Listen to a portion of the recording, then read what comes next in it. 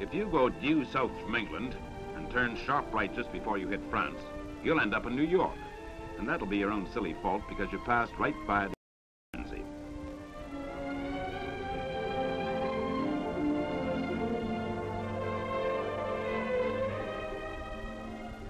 Guernsey is the sunniest place in the British Isles, and this excess of sun has given rise to a number of anomalies.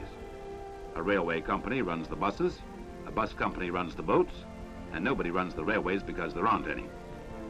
In Victorian days, Guernsey was a floating colony to which the black sheep of the family was exported. She is a founder member of the International Colorado Beetle Commission. Central heating is supplied by the Gulf Stream, and bathing in the nude is prohibited after 8 a.m.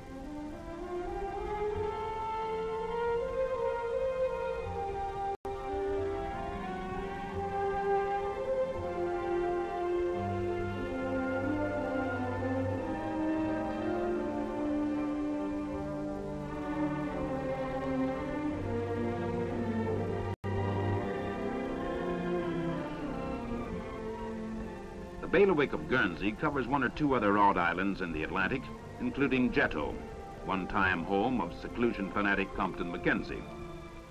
Guernsey witches found guilty of sorcery were burned to death on Jetto, and to this extent we have become more civilized, for the last case of witchcraft in 1912 resulted in 8 days for disorderly conduct.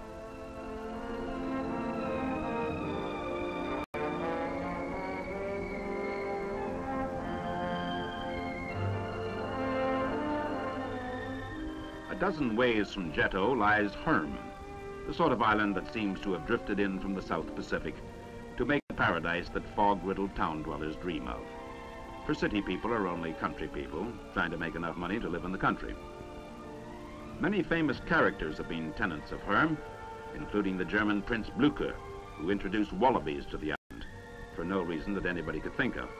Certainly not the wallabies who turned up their tootsies and passed on.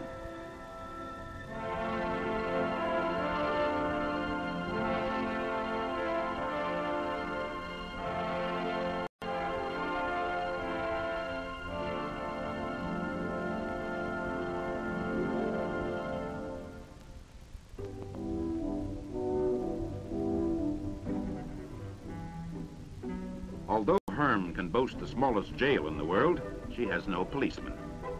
And although it's in the Atlantic, Shell Beach is nearly part of the Pacific, for many of the hundreds of varieties of shells are imported direct from the Gulf of Mexico by courtesy of the Gulf Stream. There are no cars, no cinemas, no department stores on Herm. But believing that imitation is the sincerest form of philately, they do design, print, and sell their own postage stamps, thus showing the way to the mainland, which has the most uninteresting stamps in the world.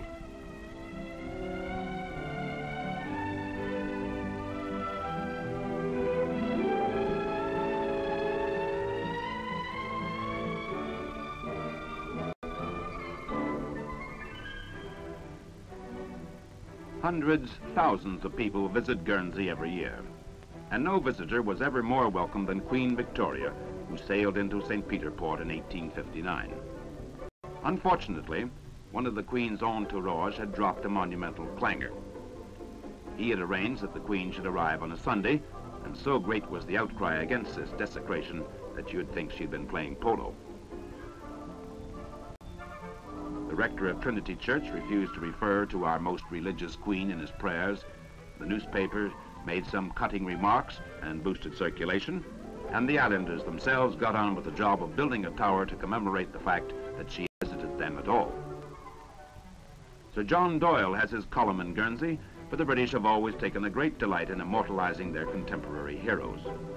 Sir John, one-time governor of the island, was responsible for the routing and laying of all main roads, after reading a book of his time which said, "The roads are narrow, winding, and very intricate. Carts meeting cannot pass, but must seek the nearest gateway." To this perhaps may be attributed the remarkable proficiency of the population in swearing.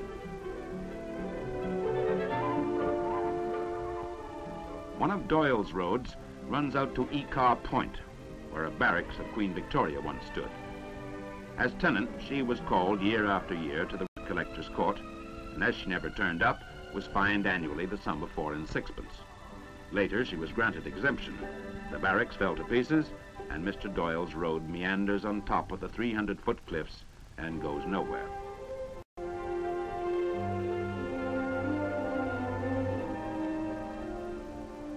Of the hundreds of sandy coves in Guernsey, Vazon Bay is as fascinating as any, for beneath it is a forest, and after high seas, semi-fossilized branches and leaves appear.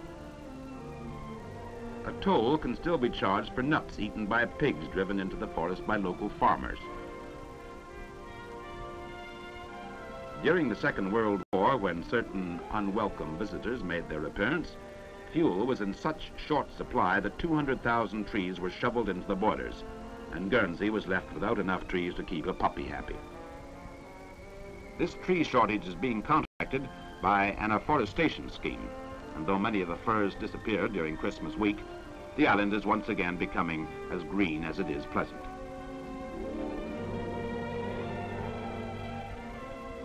Like most pieces of land entirely surrounded by salt water, Guernsey has at times been desperately short of fresh water. By building a dam, ignoring protests from nature lovers who suddenly discovered that the valley was a beauty spot, and asking a farmer who lived there to wear water wings, the islanders poured in 240 million gallons of water. And now Guernsey has a bird sanctuary, and visiting Americans can have as many baths as they like.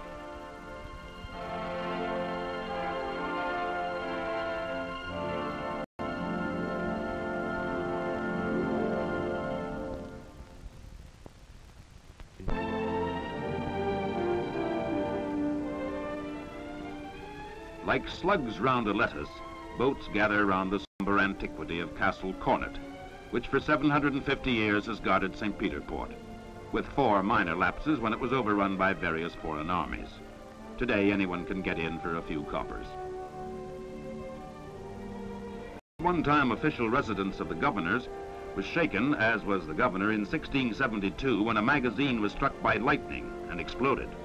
The governor's bed, with the governor on board, was blown through a wall onto the battlements. The governor sat down to write a report, but they'd already heard it, and since that day, governors have ceased to reside in the castle.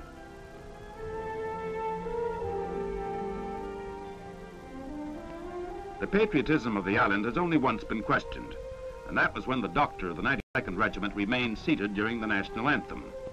A Major Byng thereupon threw a glass of wine, complete with glass, at the doctor, and the result was a pistol duel in Cambridge Park.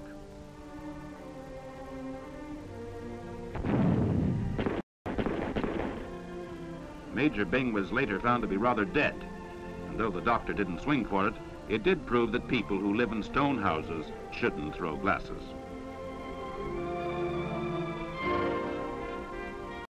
Victor Hugo lived in Guernsey after he was expelled from Jersey during a scandal involving Queen Victoria. Here, the great French romantic wrote his poems and novels in a standing position. Here, he introduced his wife as Madam, my children's mother. And from here, he stalked off on his after-lunch walks, a grand figure of a man, white beard entangling his black cloak, trying to get rid of his indigestion, which, as he put it, is charged by God with enforcing morality on the stomach.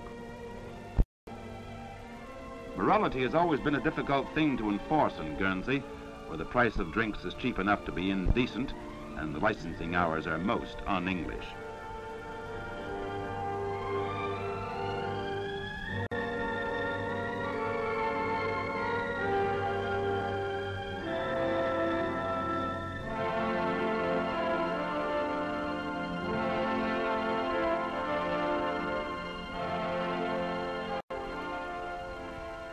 During Napoleonic times, Guernsey was open to attack from France, and the militia had to be ready to defend the island upon sight of any fleet. But Napoleon never came. The militia went home to tea, hung up their scarlet jackets and white trousers, and today the Martello Towers just sit there, waiting for Napoleon to attack. An attack did come in 1940, when Moulin-Wet Bay became the scene of a hilarious commando raid, whose object was to collect a couple of German prisoners for interrogation. 3 motorboats set off to Guernsey. The first missed it altogether and went home. The second sprung a leak and went home. The third party arrived and climbed the cliff path, but couldn't find any Germans. By the time they got back to the boat, the waves were 3 feet high and the boat turned over. They lost their guns and had all the burnt cork washed off. It was only by bailing madly did the third party return home, frustrated and seasick. Hugo called the West Coast rocks the midnight assassins, and hundreds of wrecks support the truth of his phrase. It was on these same rocks that sirens sat and attracted sailors with their music. Had they been scantily dressed beauties, the story would at least have charm, but they were miserable old hags whose sole aim was to take the sailors to the depths and there devour them. And let that be a lesson to you for listening to popular music.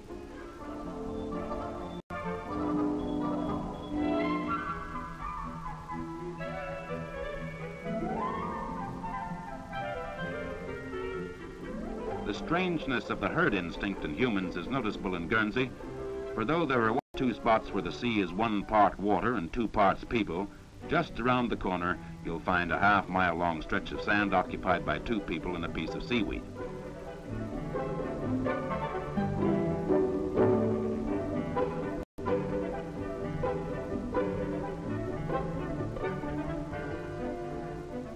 One of the most visited spots on the island is the model church at Les Vaubelets, a 16 by 12 miniature decorated with pebbles and broken china. It's looked upon as either wonderful or vulgar, according to taste, and there's just enough room for 1 priest, a congregation of 2, and a collecting box.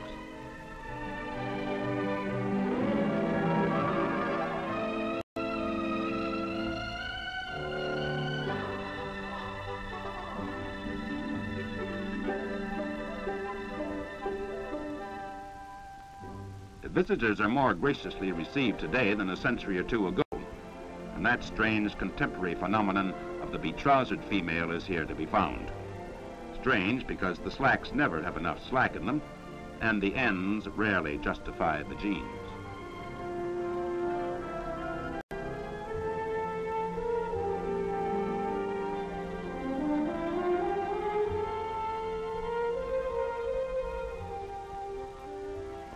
Guernsey is not the place for a rowdy holiday. There are no beach huts or pier pavilions or fun fairs. There are instead cliff walks, bays and wooded valleys, snoozing under a hot sun.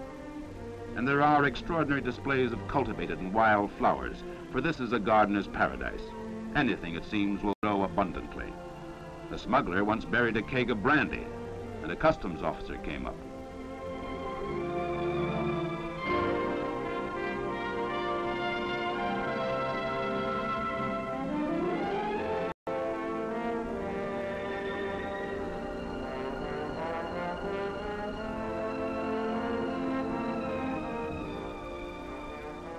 Hundreds of thousands of blooms find their way every year to the floral festival, which seems as good a way as any of getting rid of a few tons of unwanted blossom.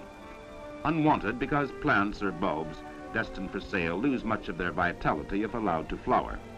So hundreds of people spend thousands of hours wiring blossoms onto wagons and lorries, which must be rather like sewing on 50,000 trouser buttons. One of the regulations regarding float decoration forbids hard stems and thorns, a ruling heartily approved by the girls who spend the whole afternoon sitting on them. And if anyone thinks that this is an awful waste of flowers, remember that scent manufacturers use a ton of roses to produce 2 pints of oil.